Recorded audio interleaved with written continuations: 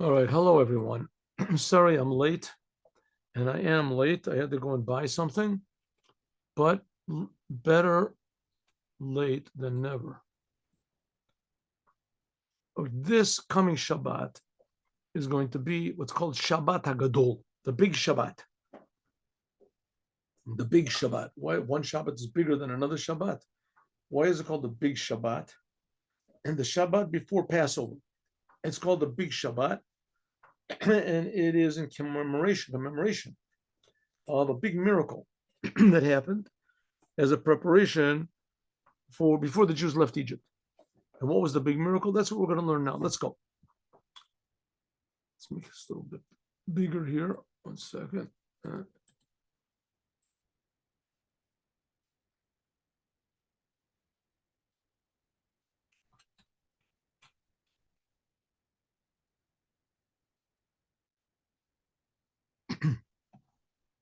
In Erster Simon, in the first chapter of the laws of Passover, there's a book called the Shulchan Aruch, and that has all of the laws of Judaism. Of course, compiled from the Torah as it's explained by the rabbis in the Talmud. It's called the Shulchan Aruch. As in the first chapter over there, Schreibt der Alter Rebbe, the first Rebbe of Chabad, he wrote a law book. And the first Rebbe of Chabad, he writes,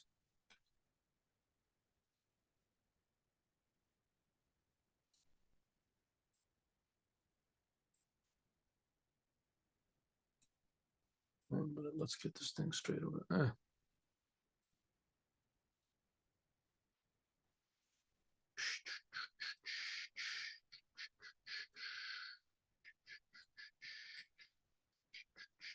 There we go. So the Alter Rebbe, the first Rebbe of Chabad, he writes like this. This is the first, right in the beginning of the first laws of Passover. Nahagu is the custom. Get my pointer over here. Nahagu, it is the custom. Bedorot achronos, in the latter generations. Shachacham, that the rabbi, Doresh, he learns, he teaches Hilchot Pesach on the Shabbat before Passover.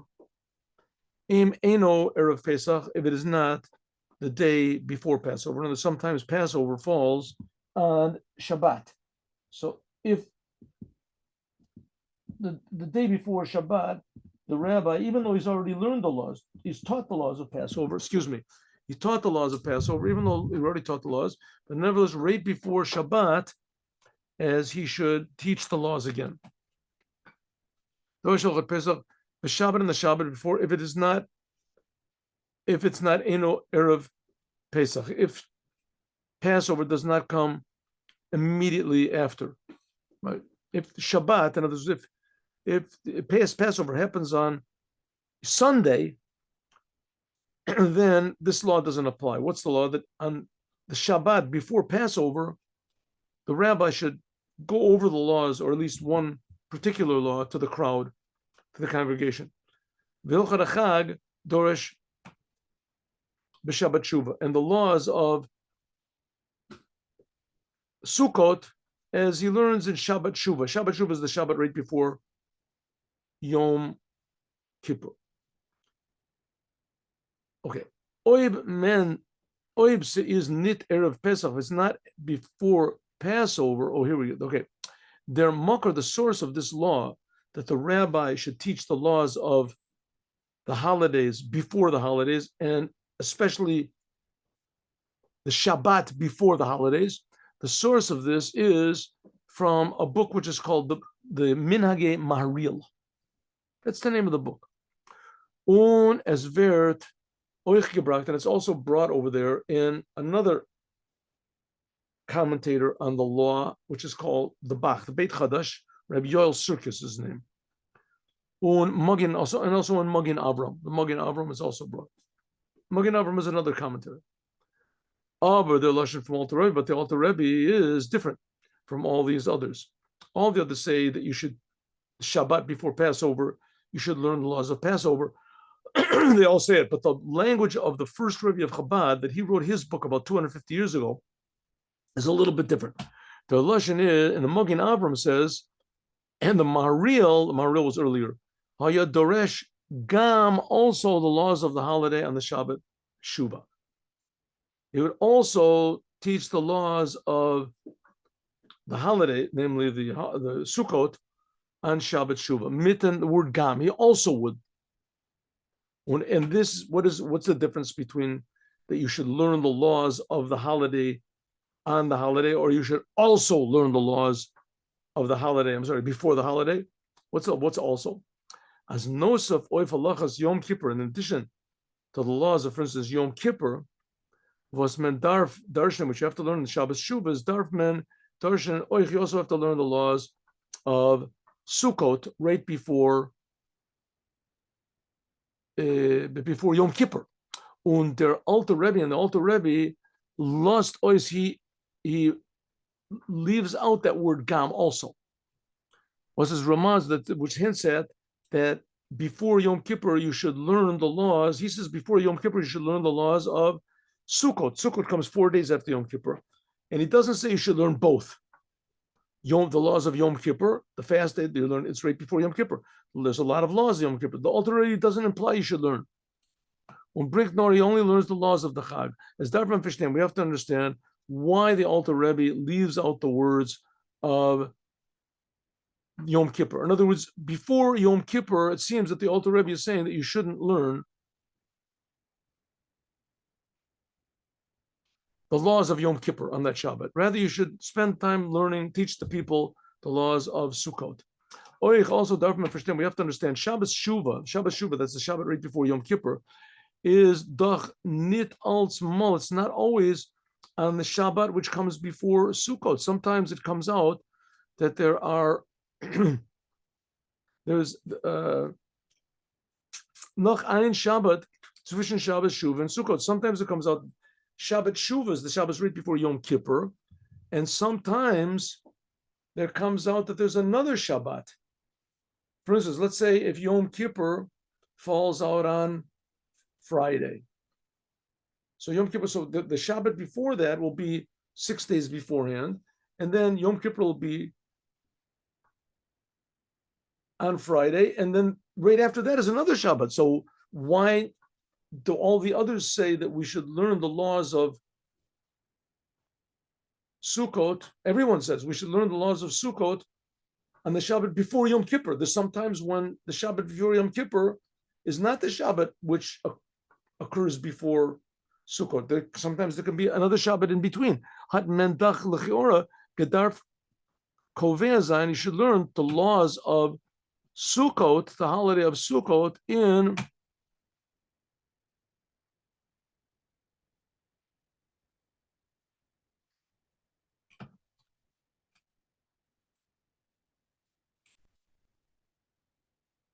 the Shabbat, which is the one right next to Sukkot. Ubafrat, that's according to the Alter Rebbe, which he is not hinting at in the laws of Yom, that you should learn the laws of Yom Kippur at all.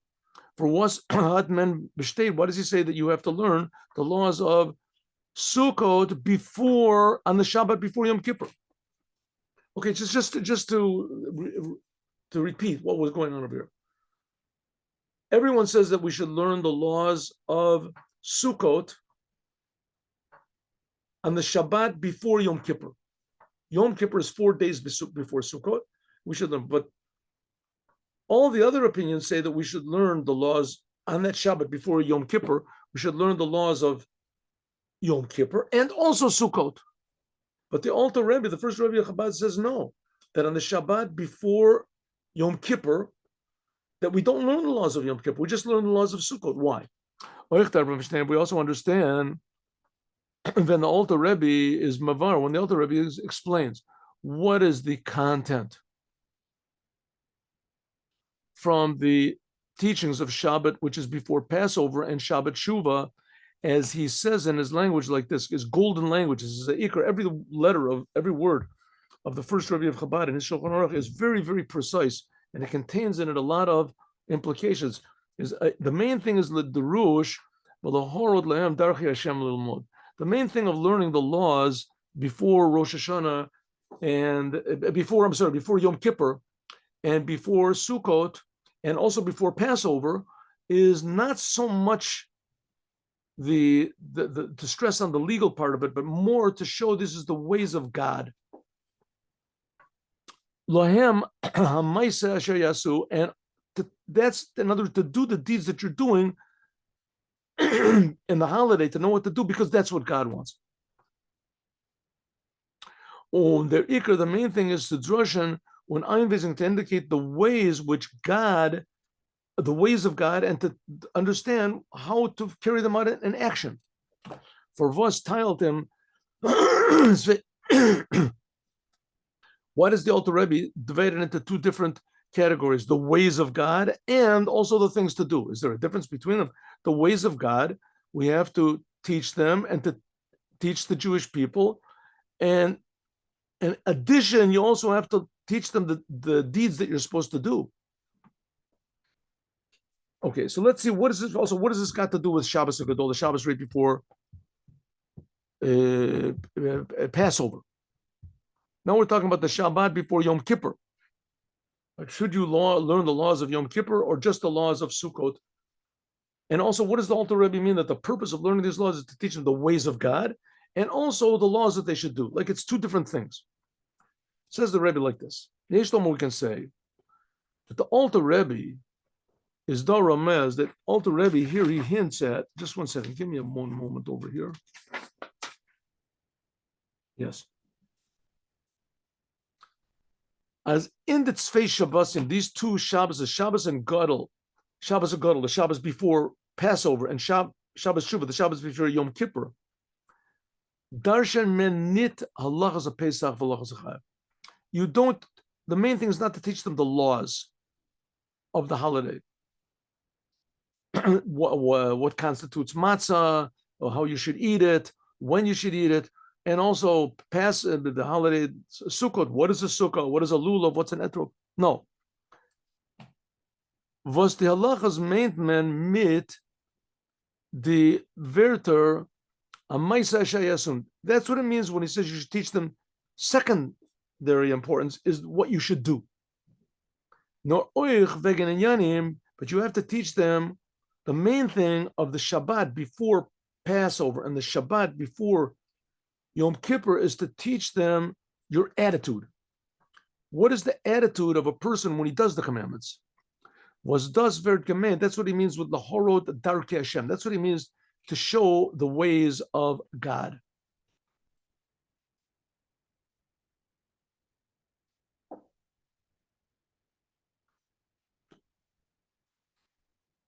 Und der Rebbe, and so therefore hat der Alter Rebbe, the Alter Rebbe had always gelust halachas Yom Kippur. Therefore, he left out the laws of Yom Kippur. Why? Because the main thing of Yom Kippur, you don't have to so much teaching people about your attitude on Yom Kippur to God. Vibal, because as Zeverin Shoin Nichlal in the drushes from Lahoros Darkei Hashem was Mizakt Shabbos HaGadol und B'Shabbos Shuvah. The Alter Rebbe is saying like this: when Yom Kippur comes along, so it says you're supposed to teach them before every holiday. You're supposed to teach the ways of God, your attitude. Well, all the other holidays they have all sorts of very complicated laws, but Yom Kippur is the main thing of Yom Kippur is your attitude. So therefore, it's already contained before Yom Kippur when the rabbi speaks about your attitude to God that you should have on Sukkot, which is going to be another 4 days. So that's already including in that your attitude for Yom Kippur, because the main thing of Yom Kippur is attitude, right? The main thing you do on Yom Kippur is just you don't do. You don't eat and you don't wash, etc. So the main thing of Yom Kippur is your attitude toward God. Who is this God that you're asking to forgive you? As Darfman nit haben kein bevorn, and so that you don't have to have any special time to talking about your attitude on Yom Kippur, because this is already included in the whole thing of the rabbi is already including this in the whole thing of teaching the people the ways of God on Sukkot, which is going to come in another 4 days. Al derech vi, like just like we had kum bertzu darshanen in them Shabbos was far Chag Shavuos, like the Shabbat before the holiday of Shavuot, Atzeret ein bo halachos, because the holiday of Shavuot, that's the holiday 50 days after Passover, is the holiday of Shavuot. That's when there are no special laws. There's nothing special we have to do on Shavuot. There's no special laws on the holiday of Shavuot.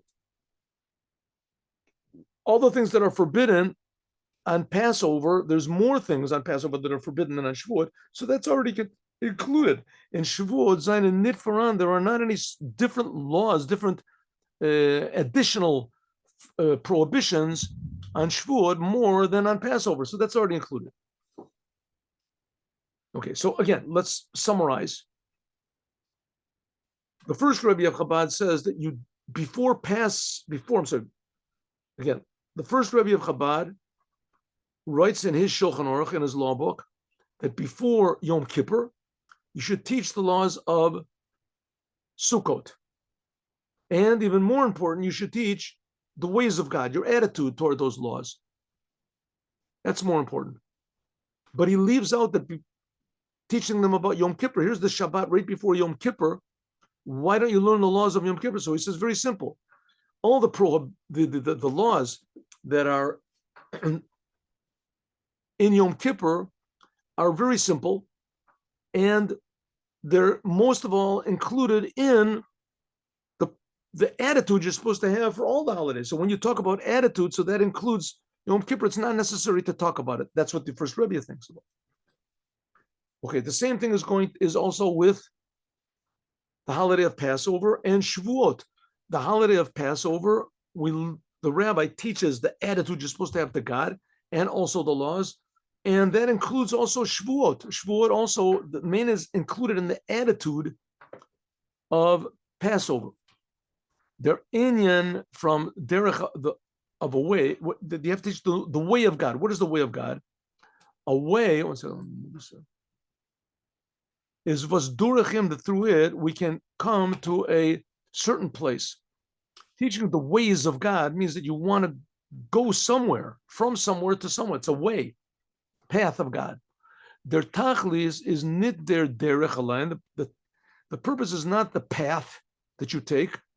The path is only just a means that you can get to this goal. Aber an dem mittel can men tachlis nit der grechen, but without the means, you can't get to the end. So therefore, we're teaching the people the means, the way of God. That's the means by which, when we do the commandments, we can get to this goal. What's the goal? We'll see. The tachlis, the goal from the whole entire creation, is that the Jews should do the commandments actually, but as the deeds should be the way they should be, properly, as mit leben und neshama, with life and vitality, as we have to, and varum, because if a person does a commandment without any vitality, then it's like a body without a soul. So the mitzvahs have to be done with vitality. Again, one of the main purposes, if not the main purpose of the Moshiach, is going to be to bring all the Jews back to doing the Torah and the commandments. That's the main purpose of Moshiach. That's why he's going to build the temple, because only in the temple can you do all the commandments.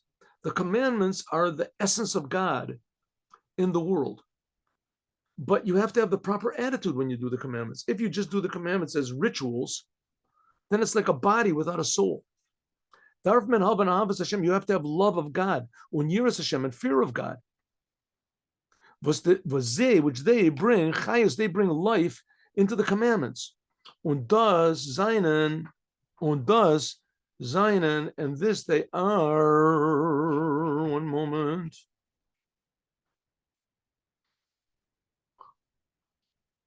These are the ways of God. This is the path of God, was bring to tachlis from Makayim the mitzvahs, namely love and fear of God.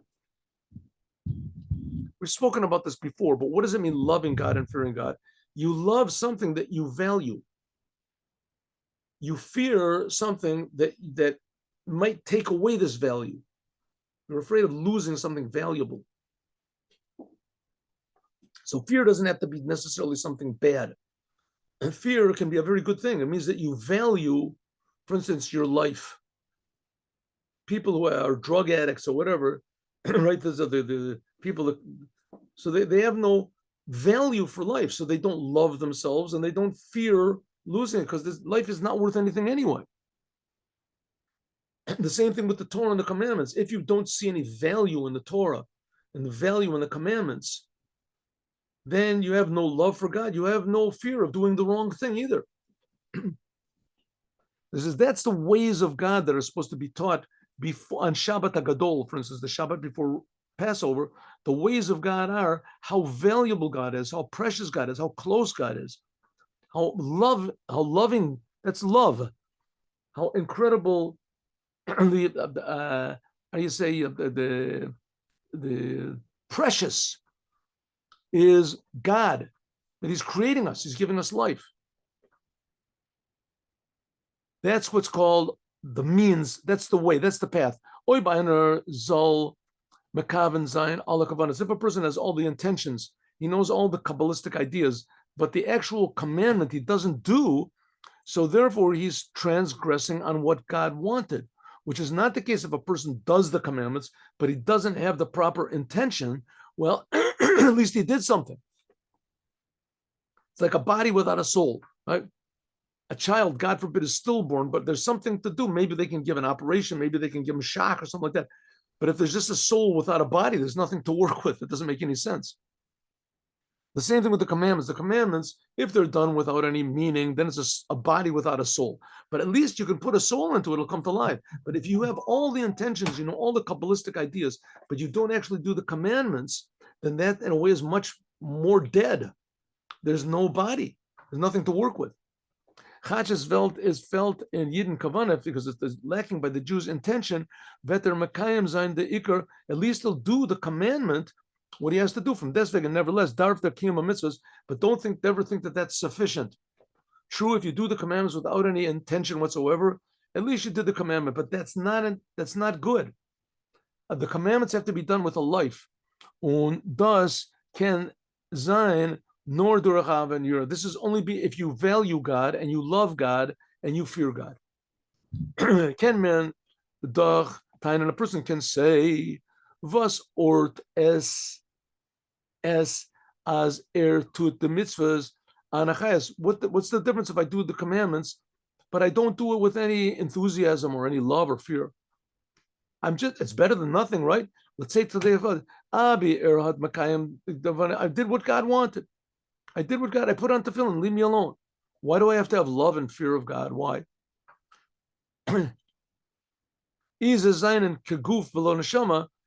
a body without a soul, says if it's really a body without a soul, is felt taka the neshama, true, the soul is missing. Aber vivalt is the guf, but there is a body of the commandment, as is doch the faran, that's the main thing. It's like if you feed your children, you don't love your children, you don't show them, you have children, right? You don't show them any love, any affection whatsoever. You don't care about them. You're not interested in protecting them from anything bad, but you feed them. You feed them, you give them a house. No, what would you want? That I shouldn't feed them? I should just love them and care about them and not feed them, not give them a house. Right? When I see them, I love and I kiss them. And then, whenever I can, I protect them, but they sort of bother me. You know what I mean? So I let them in the house, but I don't deal with them. Well, I mean, I'm sorry. So I don't let them in my house. I love them. I care about them, but leave me alone. I don't want their bodies. I want their souls. That's bad. That's really bad. But on the other hand, if a person just feeds his children, lets them in the house, and he doesn't show them any attention whatsoever, no, at least he's keeping them alive. But that's proper. Both of them are missing something. So what's better?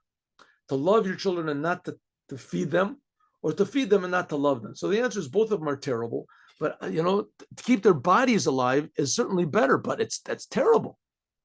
But it's better than just loving them and hugging them and kissing them and not giving them what to eat, not caring about their bodies, only their souls. Right? So some people say the same thing. Let me do the commandments and leave me alone. Says the Rebbe, no. It's not good enough. That's why we say before Passover, you have to learn the laws of Passover, not just the laws, but the attitude you should have. Who you're doing the laws for. You should have love and value God. He's creating us. He's enlivening us. Took us out of Egypt. So what are we supposed to do then? What are we supposed to do? Just doing the commandments alone without any love, without any feeling, that's sufficient. That's the minimum. That's good enough for me. Says the Rebbe, no. Oid mentura mitzvah, if you do a commandment without any life, their ton is nor let's say and you're only doing it in order to fulfill your obligation so you can call yourself a religious Jew.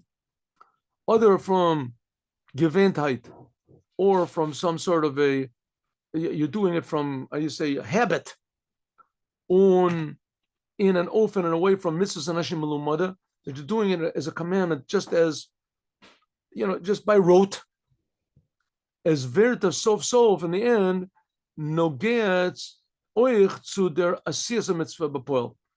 Eventually, it'll affect even the doing of the commandment. Varum, because in addition to their the mitzvah verdun getan an hidurim, in addition to the fact that you're doing the commandment in the most minimal way possible without anything extra, because doing the commandment without any life, without any enthusiasm, only to just fulfill your obligation, as kan dach, it can be 1 minute.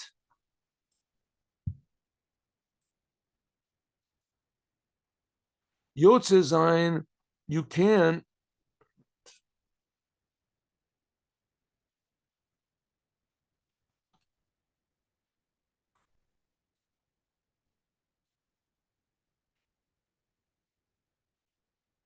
Yotzis, you can fill your obligation also in the time when you are doing without any special, any enthusiasm whatsoever, right? But in addition to that, is vibalt nutz nit ois dem chayos un Torah and mitzvahs, because what does it mean? It means that you're doing commandments, but you're doing it because you don't want to, why not? So I'll just, I'll give it, like I have a little bit of change left in my pocket, so I'll give it to my kids. You're not really interested in the commandments. You have a little bit of energy left over. I'll give it to the Torah and the commandments. So it says, if a person does like that, so first of all, yes, it's true, you're doing the commandment. But first of all, you're going to do the commandment itself in the most minimal way. You'll buy the most inexpensive pair of tefillin and the most inexpensive mezuzah and the most inexpensive, whatever it is, food for Shabbat and matzot and everything. In andere Sachen, but where is your enthusiasm in other things? Biz in inyanim from Hepech Torah of mitzvahs. Eventually, the rest of the things that you do are going to be the opposite of Torah and the commandments. Is chach, as in aneben, in the beginning, is noch ganz, he is doing the commandments, but he just doesn't do them with any enthusiasm. Varum, because vil doch yotze sein, so he does care a little bit about Judaism. I mean, he's doing the commandments as the Rebbe, but herrscht sein midos un taivos un. Therefore, what does he do? He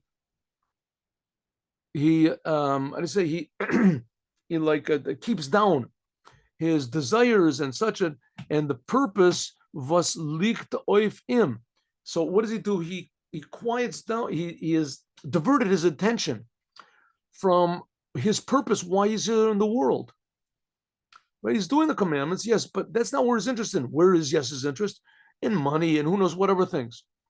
Is aber dernach. So then what comes after that? Because of this, which his desire and his life, his pleasure is in not holy things, as heap there on suzuchen, he starts to look for shochad yaver, and he bribes himself.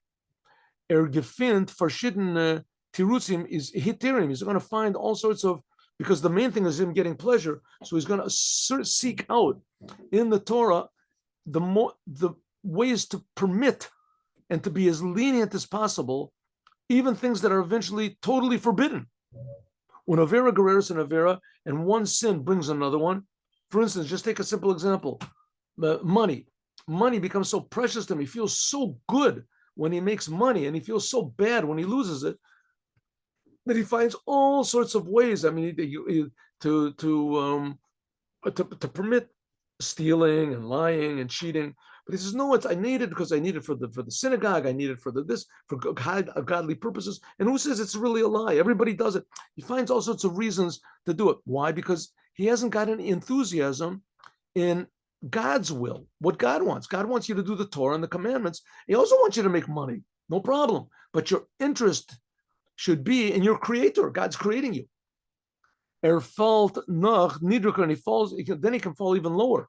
When he feels how good is the pleasures of the world, as falt durach afilu in isurim, oif welcher ken shoin nit gefinnen kein heter.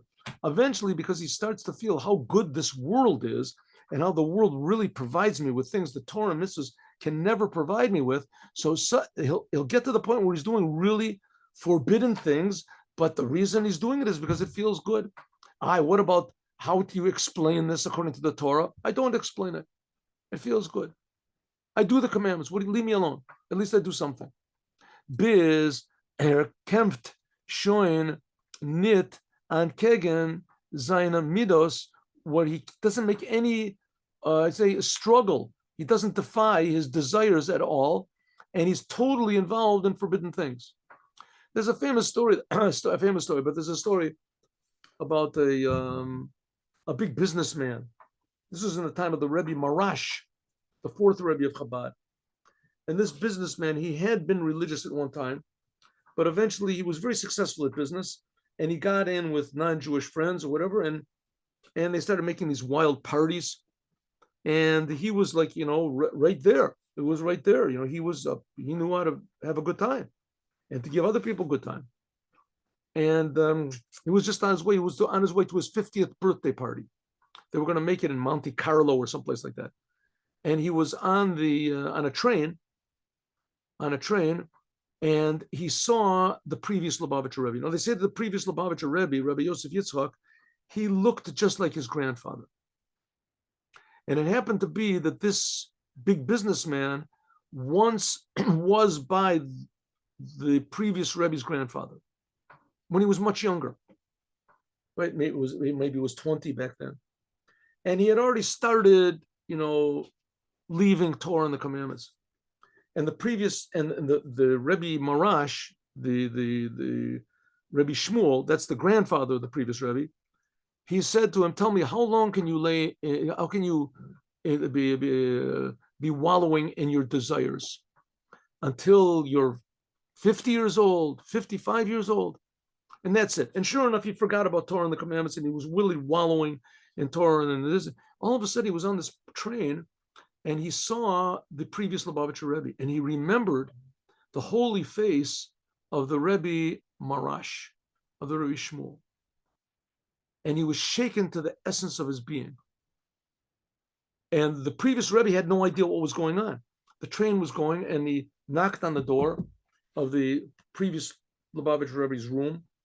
It was I guess he had first class, and he asked him if he could borrow his tefillin. So he said yes. So he borrowed his tefillin, and he was with. There's a thing before that also, but anyway, he borrowed his tefillin, and he took it into his room, and they heard these just incredible, frightening wails and weeping, and coming from the room. And he said, and afterwards he gave the Rebbe back his tefillin, and he told him the whole story, that I saw your grandfather, and he looks exactly like you. And he said, how long can I be wallowing in my pleasures until I'm 50? And now I'm going for my 50th birthday to this party. I don't remember. He says he didn't go. He did go. But in any case, he returned totally. Und the Rebbe must be, so therefore, this is why. Because if a person doesn't get, the fact is, Torah and the commandments are tremendously interesting. And they're tremendously alive. And they come from God. They're more alive than the life that God is giving us. Now, no one wants to give up his life. That's for sure. And God, so the life is precious, and God is even more precious. He's the source of your life. He's giving you your life. And you can do all the sins in the world, he'll still give you life. He's not going to punish you. He's not going to do anything. He's still get that. So God is so precious. How can you not love God? And here he's giving you the commandments, right? He's giving you commandments that you have a physical thing that you can do to connect to him. right? It's like finding an heirloom or something. You find something, oh, this is my grandfather's pen or my grandfather's, nowadays they sell, like you have a Rembrandt picture, they sell it for $100 million or something because it's a genuine. Here you have a genuine God. You have the Torah, the commandments, that's genuine from God. It's worth much more. It says if you don't put your energy in that, you're going to start putting your energy into stupid things until finally you're going to be totally like the person in the story that I just told. Und the Rebbe, so therefore, muz zayin achayis, you have to have a life. You have to have enthusiasm in the commandments. Was das kum durch, which this comes from loving God and valuing God, fear of God.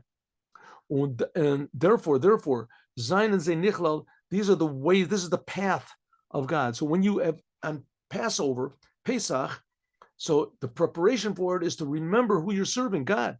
Vizayin the derachim, these are the ways, velcha bringen, which bring to the oif haltung, from shlemus, from Maisa Misses. This brings to a person to the to being by the status of doing the commandments in a complete and a wholesome way. So that's the purpose of Shabbat before Passover. Shabbat HaGadol is supposed to teach us the ways of God, how to value God. So when we do the commandments, we're really, truly happy and feel that we're doing a really ultimately meaningful thing, connecting the whole creation to the Creator.